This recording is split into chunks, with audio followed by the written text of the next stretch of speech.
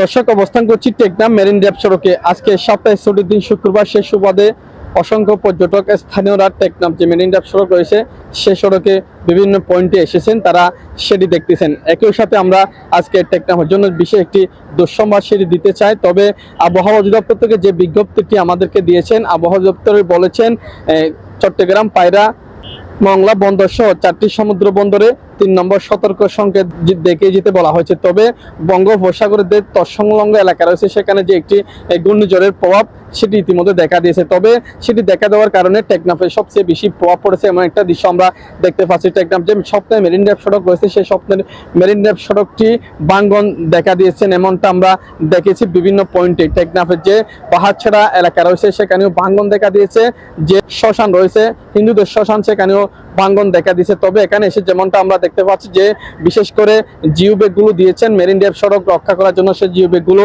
পানিতে মিশে পানির নিচে তলিয়ে গিয়েছেন এমনটা আমরা দেখেছি। তবে এখানে আজকে যে ভাঙ্গন দেখা দিয়েছে সেখানে বাংলাদেশ সেনাবাহিনী থেকে একটি টিম এখানে এসেছেন, তারা সেটি মেরামত করতেছেন, সেই দৃশ্য আমরা ইতিমধ্যে দেখতে পাচ্ছি। তবে এখানকার যারা বিশেষ করে স্থানীয়রা রয়েছে তারা আমাদেরকে যেমনটা বলছেন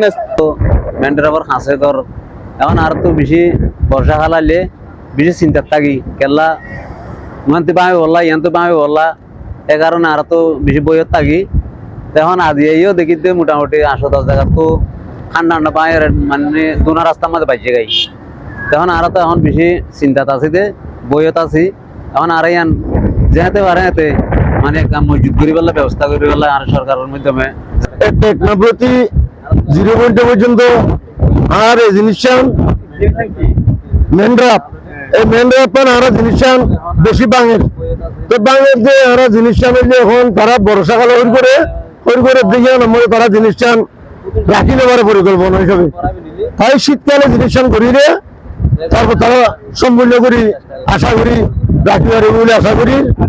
আমরা এখানকার মানুষের সাথে কথা বলছি, তারা আমাদেরকে যেমনটা বলেছেন, তারা বিশেষ করে তারা উপকূলে বসবাস করতে তারা বলতেছেন যে যাতে স্বপ্নের মেরিন ড্রাইভ যেটি রয়েছে সেটি যাতে স্থায়ীভাবে তারা সমাধান চাচ্ছে। তারা বলতেছেন এই যে যেটি মেরামত করতেছে সেটি যদি বর্ষাকালে না করে একেবারে শুষ্ক মৌসুমে করলে তাদের জন্য ভালো হবে, স্বপ্নের মেরিন ড্রাইভটাও ঠিকঠাক থাকবে বলে আমাদেরকে জানিয়েছিলেন। দর্শক, এই ছিল আমার সর্বশেষ যুক্ত হয়েছিলাম টেকনাফ সমুদ্র সৈকত থেকে মোহাম্মদ তুফাইল, চিটাগং টিভি।